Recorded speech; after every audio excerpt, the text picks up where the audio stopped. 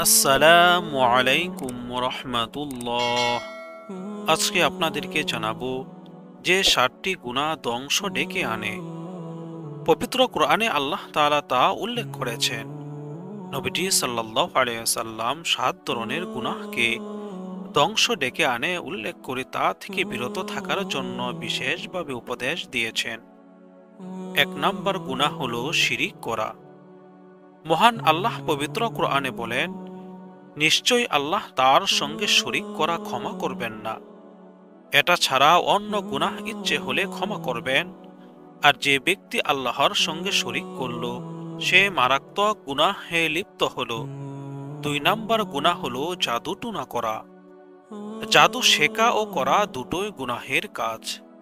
জাদুবিদ্যা শিখার প্রতি নিষেধাজ্ঞা আরোপ করে মহান আল্লাহ পবিত্র কোরআনে বলেন, তারা যাকে জাদুবিদ্যা শিখাতো তাকে বলে দিত যে তোমরা জাদু শিখে কুফরি করো না, নিশ্চয়ই আমরা তোমাদের জন্য পরীক্ষা।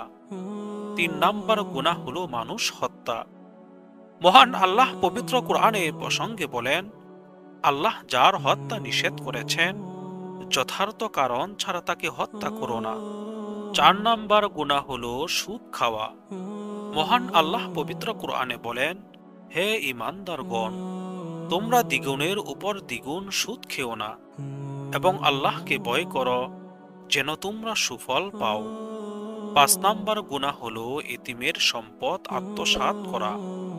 মহান আল্লাহ পবিত্র কোরআনে বলেন, নিশ্চয় যারা অন্যায়ভাবে এতিমের সম্পদ গ্রাস করে তারা আসলে নিজেদের পেটে আগুন বক্ষণ করে, শীঘ্রই তারা প্রবেশ করবে জ্বলন্ত আগুনে। 6 নম্বর গুনাহ হলো যুদ্ধক্ষেত্র থেকে পলায়ন করা। মহান আল্লাহ তাআলা পবিত্র কোরআনে বলেন, আর যে ব্যক্তি লড়াইয়ের ময়দান হতে পিছু হটে যাবে সে আল্লাহর গজব সঙ্গে নিয়ে প্রত্যাবর্তন করবে। অবশ্য যে লড়াইয়ের কৌশল পরিবর্তন করতে কিংবা নিজ সৈন্যদের নিকট স্থান নিতে আসে সে ব্যতীত। 7 নম্বর গুনাহ হলো সতী সাধী নারীকে অপবাদ দেওয়া। মহান আল্লাহ তাআলা পবিত্র কোরআনে বলেন, যারা সতী সাধী সহজ সরল মুমিন নারীদের প্রতি ব্যভিচারের অপবাদ দেয় তারা দুনিয়া ও আখিরাতে অভিশপ্ত, তাদের জন্য রয়েছে ভয়াবহ শাস্তি।